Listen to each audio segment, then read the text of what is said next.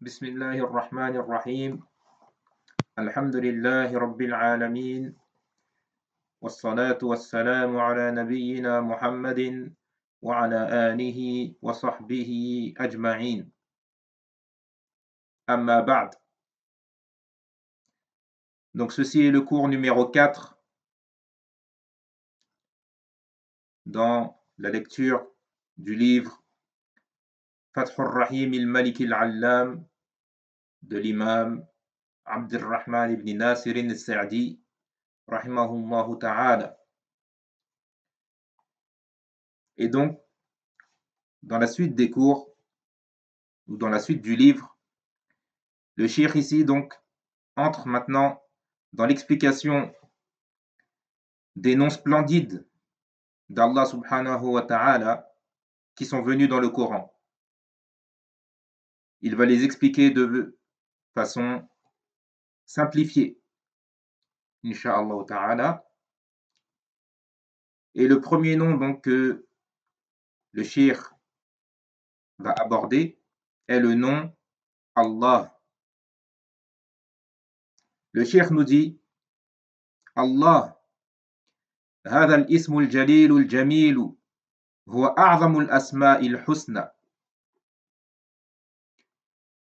Donc il nous dit Allah, ce noble nom et ce beau nom est le plus illustre des noms splendides d'Allah subhanahu wa ta'ala. بل قيل إنه الاسم الأعظم. Et il a même été dit que le nom Allah est le plus grand des noms d'Allah subhanahu wa ta'ala.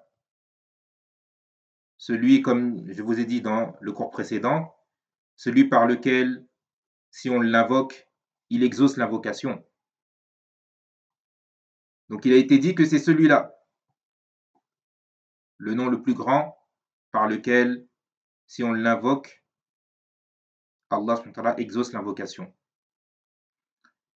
Puis le cheikh dit وَسَيَأْتِ التَّنْبِيهُ عَلَى الْإِسْمِ الْأَعْظَمِ عَنْ قَرِيبٍ إِنْ شَاءَ اللَّهِ.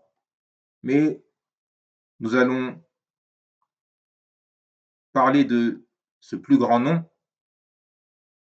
prochainement dans la suite donc du livre, incha'Allah, si Allah le veut. ولهذا تضاف جميع الأسماء الحسنى إلى هذا الاسم ويوصف بها فيقال الرحمن الرحيم الخالق الرازق العزيز الحكيم إلى آخرها من أسماء الله ولا يقال الله من أسماء الرحمن الرحيم إلى آخرها. Donc ensuite là le cheikh il nous dit que c'est pour cette raison du fait que donc le nom Allah est le plus illustre des noms splendides et qu'il a été dit que c'est le nom le plus grand par lequel si on l'invoque il exauce l'invocation. C'est pour cette raison que tous les autres noms splendides sont affiliés à ce nom, au nom Allah, et il est qualifié par eux. Donc on dit Ar-Rahman. D'ailleurs ici je fais une petite parenthèse avant de poursuivre la traduction pour expliquer la manière dont je vais procéder par rapport au nom d'Allah subhanahu wa ta'ala, car c'est un domaine très subtil. Concernant les noms d'Allah subhanahu wa ta'ala, je les dirai en arabe, puis je donnerai la traduction rapprochée qui en a été donnée dans les éditions du Coran qui ont été éditées, les éditions Afwan de traduction des sens du Coran tel qu'on peut le trouver dans la traduction éditée par le complexe du roi Fahd en Arabie Saoudite, à Médine. Donc je me baserai sur cela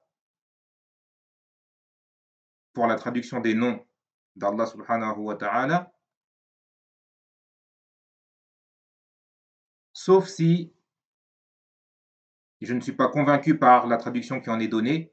À ce moment-là, je garderai le nom en arabe et nous prendrons donc l'explication qu'en a donnée Cheikh Abdurrahman al-Sa'di ici, qui remplacera donc la traduction.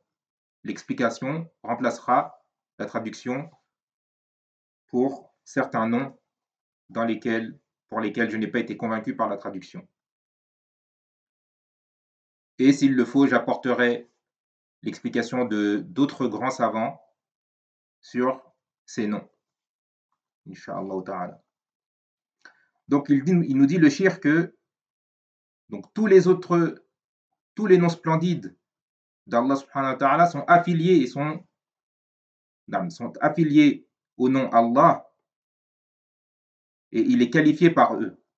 Et c'est pour cela il nous dit le shir que l'on dit Ar-Rahman, traduit par le tout miséricordieux, Ar-Rahim, traduit par le très miséricordieux, Al-Khaliq, traduit par le créateur, Ar-Raziq, le pourvoyeur, Al-Aziz, le puissant, Al-Hakim, le sage, etc. Tous ces noms, on dit, font partie des noms d'Allah. Ar-Rahman, Ar-Rahim, Al-Khaliq, Ar-Raziq, etc. Tous ces noms font partie des noms d'Allah et on ne dit pas Allah fait partie des noms du tout miséricordieux, Allah fait partie des noms du très miséricordieux, etc. Donc, ça c'est une des explications que le shir donne pour lesquelles donc, le nom Allah a été reconnu comme étant le plus illustre des noms splendides, car tous les autres noms sont rattachés à lui et viennent le qualifier. Puis il nous dit le shir, فمعنى الله كما قال ابن عباس رضي الله عنهما ذو الألوهية والعبودية على خلقه أجمعين. La signification du nom Allah, comme nous dit Ibn Abbas radiyallahu anhuma, qu'Allah l'agrée, Ibn Abbas, donc ce noble compagnon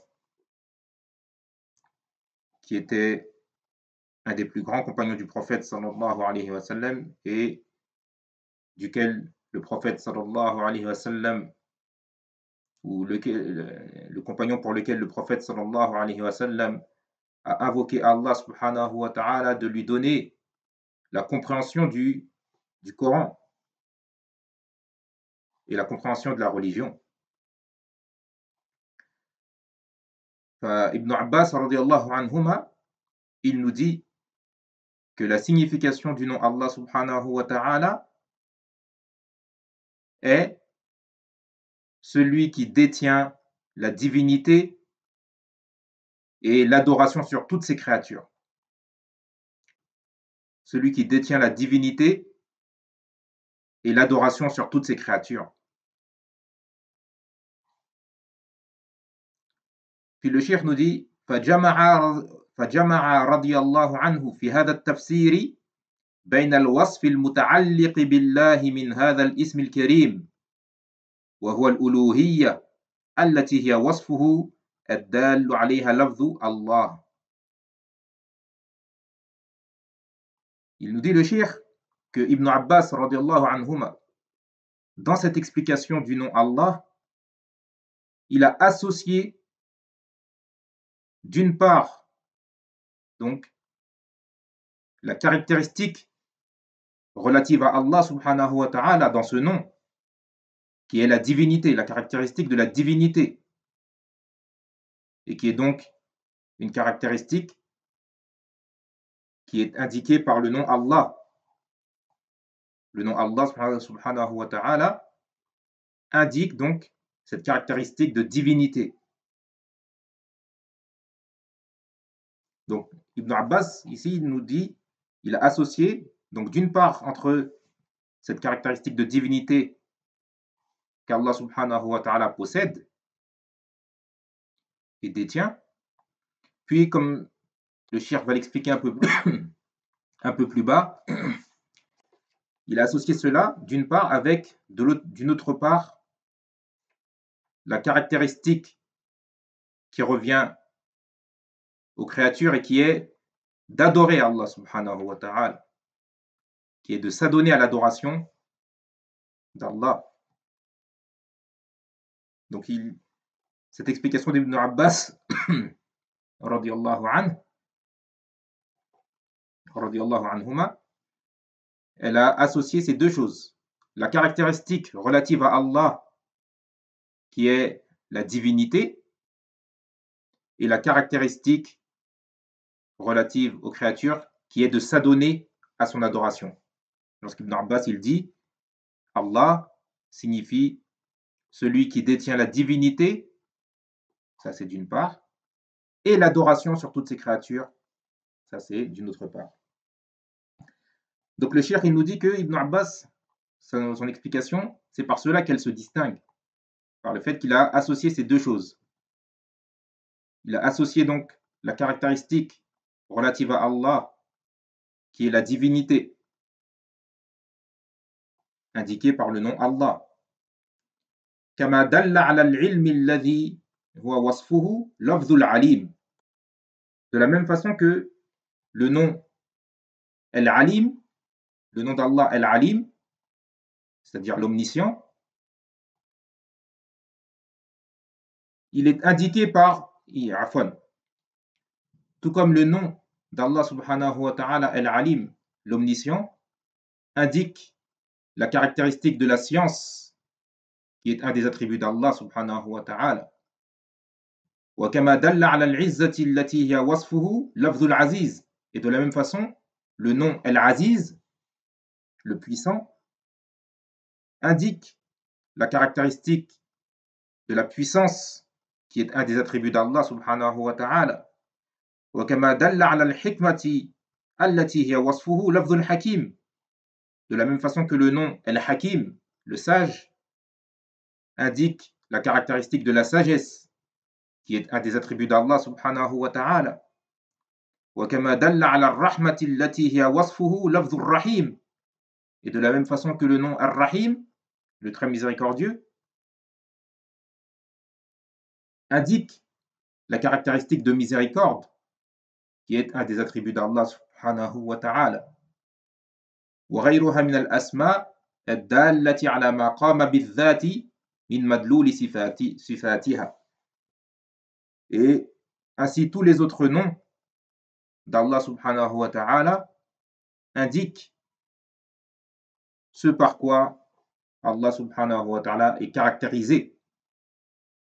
فكذلك الله هو ذو الألوهية والألوهية التي هي وصفه هي الوصف العظيم الذي استحق أن يكون به إلها بل استحق أن لا يشاركه في هذا الوصف العظيم مشارك بوجه من الوجوه. Donc de la même façon, il nous dit le cheikh, le nom Allah, Allah, le nom Allah, c'est celui qui détient la divinité, qui est un des attributs d'Allah subhanahu wa ta'ala. La divinité qui est un des attributs d'Allah subhanahu wa ta'ala, c'est l'attribut immense par lequel Allah subhanahu wa ta'ala mérite d'être un Dieu. Mais carrément, c'est l'attribut par lequel il mérite que nul ne lui soit associé dans cette caractéristique, en quoi que ce soit. Donc Allah subhanahu wa ta'ala, ce qu'il veut nous dire le cheikh ici, c'est que le nom Allah indique qu'Allah subhanahu wa ta'ala est celui qui détient la divinité, qui détient la caractéristique de divinité. Et c'est par cela qu'il mérite et qu'il est le seul à mériter d'être un Dieu. Et que nul ne peut lui être associé dans cela, dans la divinité. Puis il nous dit le cheikh, وأوصاف الألوهية هي جميع أوصاف الكمال وأوصاف الجلال والعظمة والجمال وأوصاف الرحمة والبر والكرم والامتنان. Il nous dit les caractéristiques de la divinité sont toutes les caractéristiques de perfection. Tous les attributs de magnificence, de grandeur, de beauté, de miséricorde, de bonté, de générosité et de bienveillance. Les caractéristiques de la divinité englobent tout cela. Ça englobe toutes les caractéristiques de perfection, tous les attributs de perfection. Que ce soit la magnificence, la grandeur, la beauté, la miséricorde, la bonté, la générosité et la bienveillance. Puis il nous dit le shir, فإن هذه الصفات هي التي يستحق أن يؤله ويعبد لأجلها. C'est par rapport à tous ces attributs et toutes ces caractéristiques qu'Allah subhanahu wa ta'ala mérite d'être adoré. فيؤله لأن له أوصاف العظمة والكبرياء. Donc Allah subhanahu wa ta'ala est adoré car il a tous les attributs de grandeur. ويؤله لأنه المتفرد بالقيومية والربوبية والملك والسلطان. Et il est adoré car il est le seul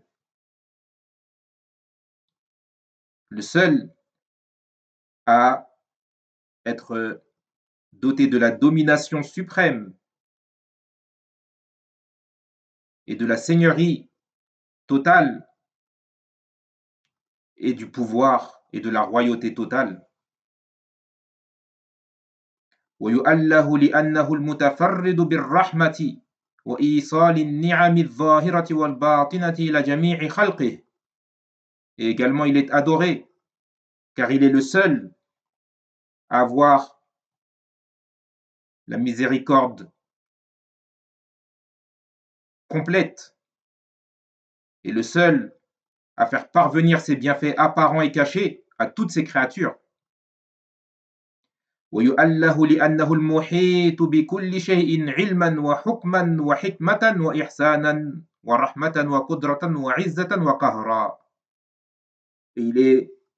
Et il est adoré car il a englobé toute chose, car il a englobé toute chose de sa science, de son jugement, de sa sagesse, de sa bienfaisance, de sa miséricorde, de sa puissance, de sa capacité et de sa domination. ويؤله لأنه المتفرد بالغنى المطلق التام من جميع الوجوه كما أن ما سواه مفتقر إليه على الدوام من جميع الوجوه. Et il est adoré car il est le seul à détenir la richesse absolue et totale à tous les points de vue, tout comme tout ce qui existe en dehors de lui a besoin de lui constamment à tous les niveaux.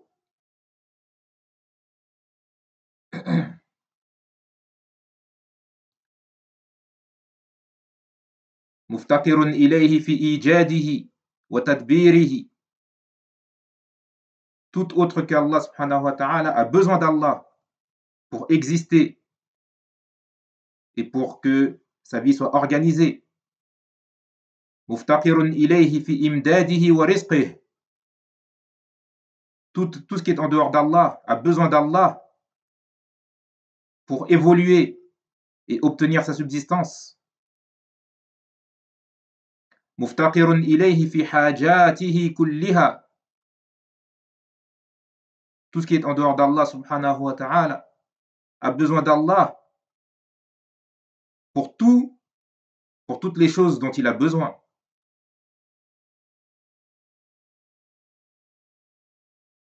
مفتقر إليه في أعظم الحاجات وأشد الضرورات وهي افتقاره إلى عبادته وحده والتأله له وحده. Et tout ce qui est en dehors d'Allah a besoin d'Allah pour la plus grande des nécessités, pour le plus grand des besoins et la plus grande des nécessités, qui est le besoin de l'adorer lui seul, Allah subhanahu wa ta'ala. Puis le cheikh nous dit فالألوهية تتضمن جميع الأسماء الحسنى والصفات العليا وبهذا احتج من قال إن الله هو الاسم الأعظم. Donc, la divinité, l'attribut de la divinité, inclut tous les noms splendides d'Allah subhanahu wa ta'ala et tous les attributs prééminents. La divinité, la caractéristique de la divinité, inclut tous les noms splendides d'Allah et tous ses attributs prééminents. Et c'est avec cela c'est avec cela qu'ont argumenté ceux qui disent que le nom Allah est le plus grand des noms par lequel, lorsqu'il est invoqué, il exauce. Puis le cheikh nous dit, ici il va rentrer donc dans la divergence, ce dont il nous a parlé au début, lorsqu'il a dit que nous allons parler de cela, du nom le plus grand, d'ici peu. Donc là, le cheikh va rentrer donc dans la divergence sur ce nom le plus grand. Il nous dit ومنهم من قال إنه الصمد الذي تصمد إليه جميع المخلوقات بحاجتها لكمال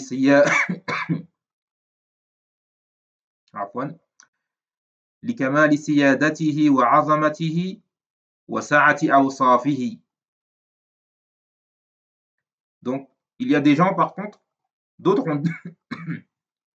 ont dit que le nom le plus grand d'Allah subhanahu wa ta'ala, par lequel il exauce les invocations, certains donc d'autres ont dit que ce nom c'était As-Samad et non pas Allah.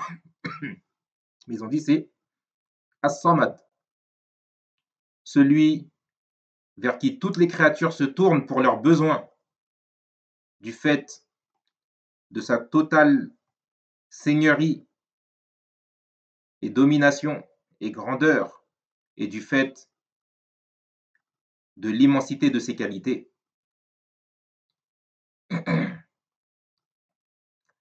ومنهم من قال إن الاسم الأعظم هو الحي القيوم لوروده في بعض الأحاديث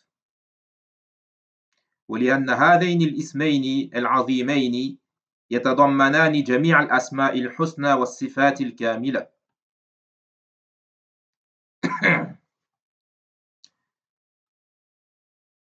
Il dit, et d'autres ont dit que le nom le plus grand, c'est celui qui est composé des deux noms, Al-Hayyul Qayyum, le vivant, et Al-Qayyum, celui qui se charge de tout. Celui qui se charge de tout. Pourquoi ils ont dit cela? Ils ont dit, car ceci est venu dans certains hadiths, que ces deux noms constituaient le nom le plus grand. Et parce que ces deux noms splendides incluent tous les noms splendides d'Allah subhanahu wa ta'ala et tous les attributs de perfection. Le cheikh il explique cela en disant فإن الصفات فإن الصفات الذاتية ترجع إلى الحي الذي قد كملت حياته فكملت صفاته وصفات الأفعال ترجع إلى القيوم لأنه الذي قام بنفسه وقام بغيره وافتقرت إليه الكائنات بأسرها.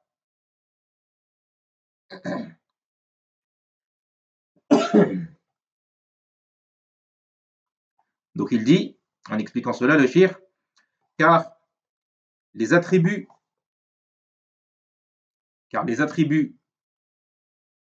liés à l'essence d'Allah subhanahu wa ta'ala reviennent au nom Al-Hayy, le vivant, celui dont la vie est parfaite et complète, et de là, ses attributs sont parfaits. Donc ça, c'est d'un côté les attributs, les attributs liés à l'essence d'Allah subhanahu wa ta'ala, sifat al-dhat. Elles reviennent, il dit le shir, au nom Al-Hayy, le vivant, car il a la vie totale et complète, et de là, il a les attributs parfaits et complets. Et de l'autre côté, les sifat al-af'al, c'est-à-dire les attributs liés aux actes d'Allah subhanahu wa ta'ala, hein, il y a deux types de sifat, comme disent les ulama, sifat al-dhat wa sifat al-af'al. Les attributs liés à l'essence d'Allah subhanahu wa ta'ala en lui-même et les attributs liés aux actes d'Allah subhanahu wa ta'ala. Donc, sifat al-af'al, les attributs liés aux actes d'Allah subhanahu wa ta'ala reviennent au nom Al-Qayyum. Le cheikh nous a expliqué que les attributs liés à son essence reviennent au nom le vivant, Al-Hayy.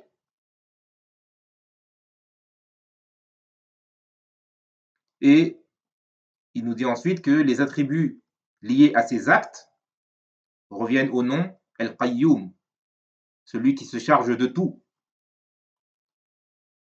Car il est Allah subhanahu wa ta'ala, celui qui subsiste par lui-même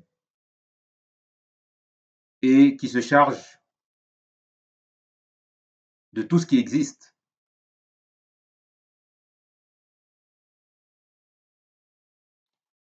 Allah subhanahu wa ta'ala est celui qui subsiste par lui-même et qui se charge et s'occupe de toute chose. Donc les attributs d'essence reviennent au nom le vivant et les attributs liés à ses actes reviennent au nom Al-Qayyum.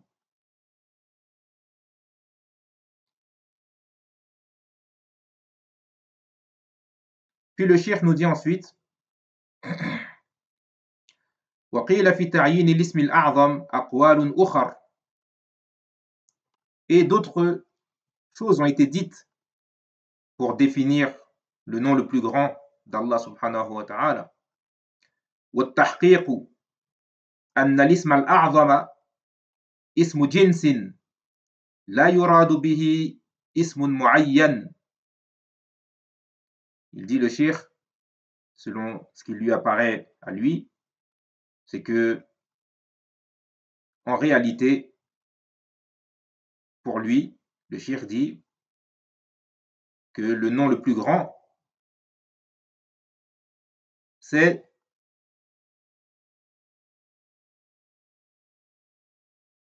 n'est pas un nom spécifique. Ce n'est pas un nom spécifique.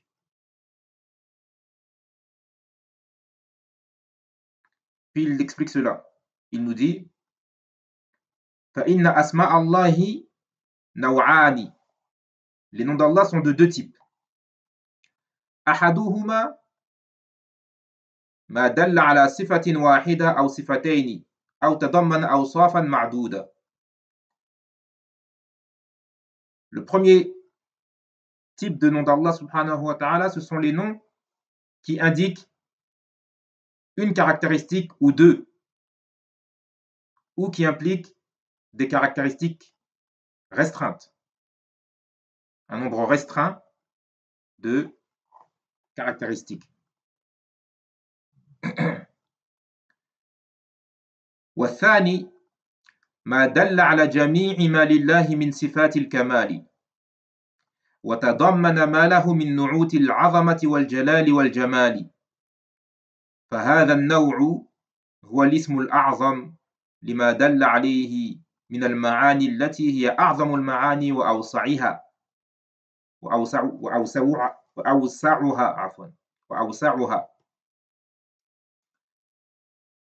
Il dit le deuxième type de nom d'Allah subhanahu wa ta'ala, ce sont les noms qui indiquent tous les attributs de perfection que possède Allah subhanahu wa ta'ala et qui inclut donc les attributs de grandeur, de magnificence et de beauté. Et il dit donc c'est ce type de nom qui constitue tous les noms qui rentrent dans cela, dans ce type, constituent donc le nom le plus grand en raison de tous les sens qu'ils contiennent, tous les sens immenses qu'ils contiennent. Puis il nous dit فالله اسم أعظم وكذلك الصمد وكذلك الحي القيوم وكذلك الحميد المجيد وكذلك الكبير العظيم وكذلك المحيط وهذا التحقيق هو الذي تدل عليه التسمية وهو مقتضى الحكمة وبه أيضا تجتمع الأقوال الصحيحة كلها والله أعلم.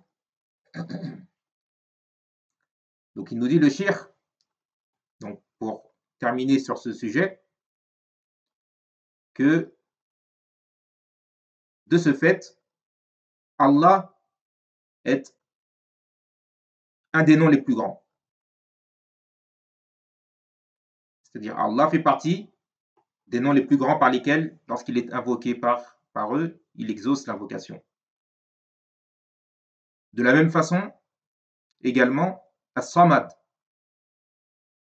celui vers qui toutes les créatures se tournent. Également, il dit que ça fait partie, ceci entre dans le nom le plus grand d'Allah. Et également, Al-Hayyul Qayyum, le vivant et celui qui se charge de tout. Et également, Al-Hamid, le digne de louange, Al-Majid, le sublime, entre dans le nom le plus grand.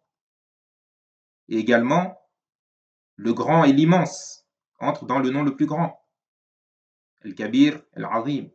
Et également le nom Al-Muhit, celui qui englobe tout, celui qui englobe toute chose. Il dit le shir donc, c'est ce qui me paraît être la vérité. Et c'est ce qu'indique cette nomination. Et également, c'est ce qu'implique la sagesse. Et par cet avis, donc, on va réunir entre tous les avis corrects qui ont été cités par les savants. Wallahu a'lam, et Allah est le plus savant. Ça, c'est donc ce que le Cheikh a dit. Et le Cheikh Abd al-Razzaq ibn Cheikh Abd al-Muhsin al-Abbad al-Badr nous dit ici donc en annotation que c'est également l'avis de Cheikh Ben Baz rahimahullah. C'est également l'avis de Cheikh Ben Baz rahimahullah. Wallahu a'lam. Allah est le plus savant. Et nous allons finir le cours donc sur ce dernier paragraphe lorsque le shir dit والمقصود أن هذا التفسير من ابن عباس رضي الله عنهما يدخل فيها وصفه بالألوهية التي نبهنا هذا التنبيه اللطيف على معنى الألوهية ويدخل فيها وصف العباد وهو العبودية فالعباد يعبدونه ويألهونه قال تعالى وهو الذي في السماء إله وفي الأرض إله أي يألهه أهل السماء وأهل الأرض طوعا وكرها الكل خاضعون لعظمته منقادون لإرادته ومشيئته عانون لعزته وقيوميته. Donc il nous dit le shir pour terminer le cours d'aujourd'hui, il nous dit ce qui est voulu donc ici, c'est que cette explication d'Ibn Abbas radiallahu anhuma va rentrer dedans le fait de qualifier Allah subhanahu wa ta'ala par la divinité, et nous avons expliqué la subtilité qu'il y a dans le sens de la divinité, et va rentrer dedans également le fait de qualifier les créatures par l'attribut de l'adoration, de s'adonner à l'adoration. Donc les serviteurs vont adorer et diviniser Allah subhanahu wa ta'ala. Puis il cite en preuve de cela le verset dans lequel Allah subhanahu wa ta'ala dit, dans la traduction rapprochée du sens du verset, et il est celui, Allah, il est celui qui est Dieu dans le ciel et Dieu sur terre. C'est-à-dire, dit le shir, c'est-à-dire celui que les gens du ciel et les gens de la terre adorent et divinisent bon gré, mal gré. Tous sont soumis à sa grandeur et soumis à sa volonté et subissent sa puissance et sa domination.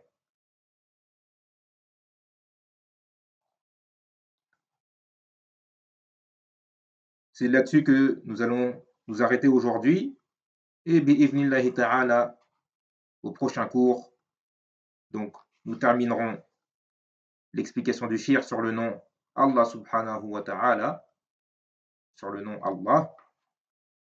هذا وصلى الله على نبينا محمد وعلى آله وصحبه أجمعين والحمد لله رب العالمين.